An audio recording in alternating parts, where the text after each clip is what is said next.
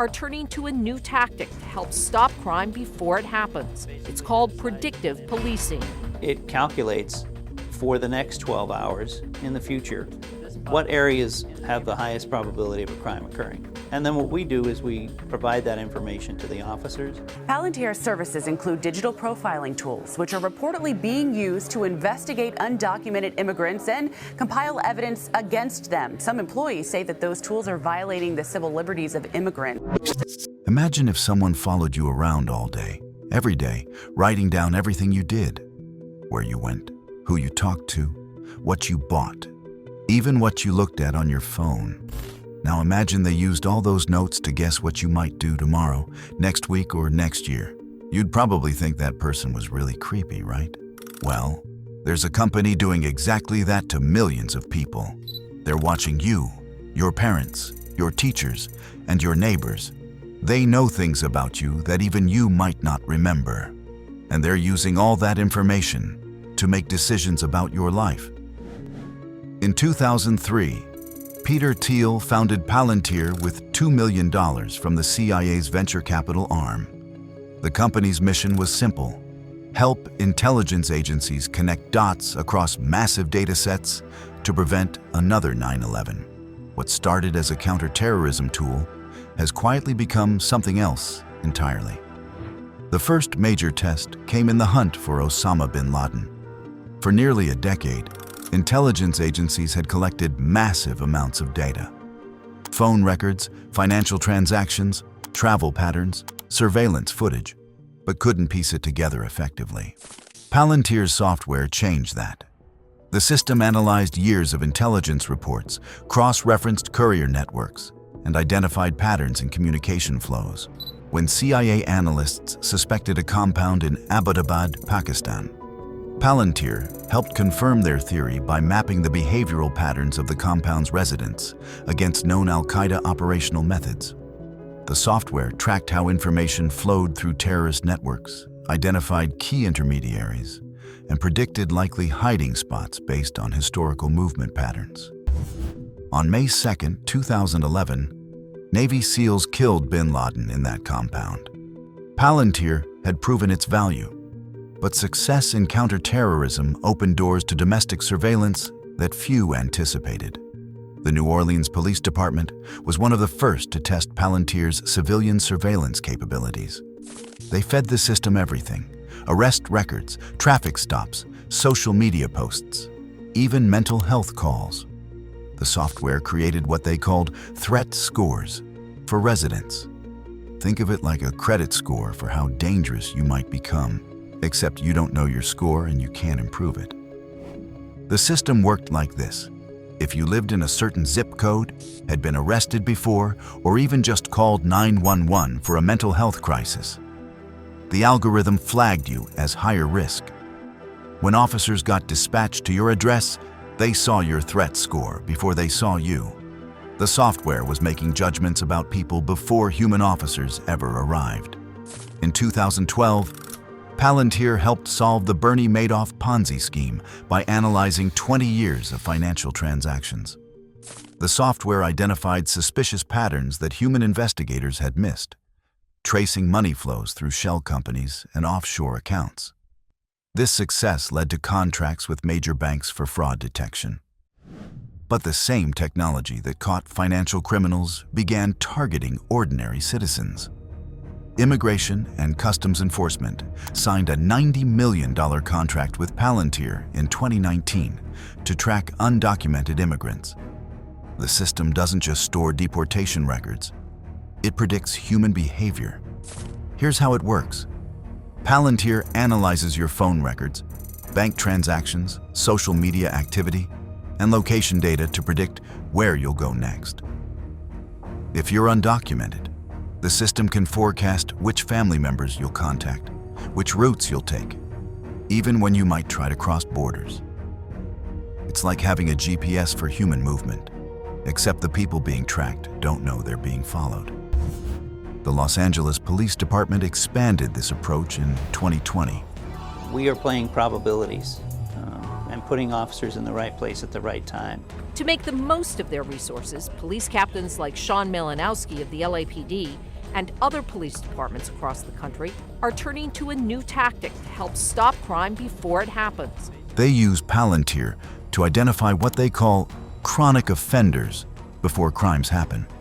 The system analyzes past arrests, social connections, and neighborhood activity to predict who's most likely to commit future crimes. I had these ideas that really human behavior is actually really quite predictable, and that you can study human behavior and understand where crime patterns come from in a very quantitative way. Officers receive daily lists of people to watch. In one documented case, LAPD used Palantir to track a suspected gang member by analyzing his social media connections, family relationships, and movement patterns. The system predicted he would attend his cousin's birthday party in a specific neighborhood. Officers were waiting when he arrived and arrested him for an outstanding warrant he didn't know existed.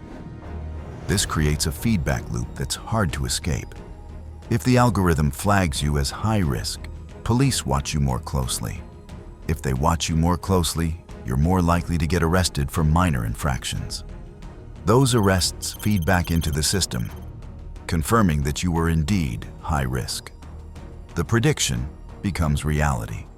Cities across the United States remain in a state of high tension tonight as the country braces itself for another wave of protests over the death of George Floyd. During the 2020 protests following George Floyd's death, Palantir helped federal agencies track protesters across multiple cities. The system analyzed cell phone data, facial recognition from security cameras, and social media posts to identify participants. In Portland, the software cross-referenced protest attendance with previous arrests to create target lists for federal agents. But Palantir's reach extends far beyond law enforcement. During COVID-19, the company signed contracts with health departments in 44 states to track virus spread. They also secured a deal with Britain's National Health Service, gaining access to medical records for 66 million patients. The NHS contract was supposed to be temporary, just for pandemic response, but internal documents show Palantir used this access to build comprehensive health profiles that predict everything from future illnesses to likelihood of missing appointments. Your medical history isn't just helping your doctor anymore. It's training algorithms to forecast your behavior. The military applications have grown even more extensive. Project Maven, the Pentagon's artificial intelligence initiative, relies heavily on Palantir software to analyze drone footage and identify targets. The same pattern recognition that spots insurgents in Afghanistan now monitors protest activity in American cities. After the January 6th Capitol riots, federal agencies used Palantir to analyze cell phone data, social media posts, and financial transactions to identify participants.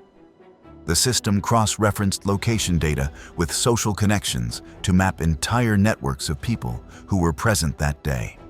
Many people who never entered the building were investigated based purely on algorithmic associations. In 2023, Palantir helped Ukrainian forces target Russian military positions by analyzing satellite imagery, communication intercepts, and troop movement patterns. The same software that once hunted terrorists now guides artillery strikes in real-time warfare.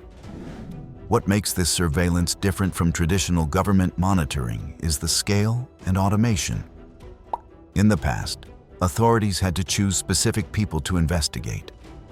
Now, Palantir watches everyone simultaneously and flags whoever the algorithm deems suspicious. And here's something worth noting. In 2025 alone, Palantir has reportedly spent over $20 million quietly scrubbing criticism from search results, flagging YouTube content, and flooding social platforms with AI-generated noise to bury stories just like this. If you believe this information matters and shouldn't be erased, hit the like button and comment something below. Not for vanity, but to offset the bots. That's the only way this story survives the algorithm. The company's 2024 earnings call revealed they're processing data on over 200 million Americans. That's not just criminal records or immigration status. It's credit card purchases, prescription medications, social media activity, and location tracking. Every digital interaction becomes part of your permanent profile. Here's what's particularly concerning. You can't see your file, and you can't correct errors. If the algorithm incorrectly associates you with criminal activity, or if your data gets mixed up with someone else's, there's no appeals process. The system makes decisions about your life based on information you can't access or challenge. The technology isn't inherently evil. Palantir has helped solve legitimate crimes, prevented terrorist attacks, and caught financial fraudsters. But the same tools that catch actual threats also sweep up millions of innocent people who just happen to fit certain patterns. Consider this. If you've ever searched for information about protests, bought certain books, visited specific websites, or even just lived in the wrong neighborhood, you might be flagged as a person of interest. The algorithm doesn't distinguish between research and intent, between curiosity and planning. The most troubling aspect isn't what Palantir knows about your past. It's how they use that information to predict your future. Their algorithms don't just analyze what you've done. They calculate what you might do next. And increasingly, those predictions influence real-world decisions about your life. When you apply for a job, take out a loan, or even get pulled over for a traffic stop, there's a growing chance that a Palantir algorithm has already made a judgment about you. The system doesn't just watch, it shapes outcomes. We're living through the largest expansion of surveillance in human history. But unlike previous authoritarian systems, this one operates quietly, efficiently, and with the appearance of objectivity. The algorithms seem neutral, but they're trained on biased data and designed by people with specific worldviews. You didn't consent to this level of monitoring. Most people don't even know it exists. But every day, your digital footprints are being collected, analyzed, and used to make predictions about who you are and what you might become. The question isn't whether this technology will be used. It already is. The question is, will you ever get a say in how it defines you?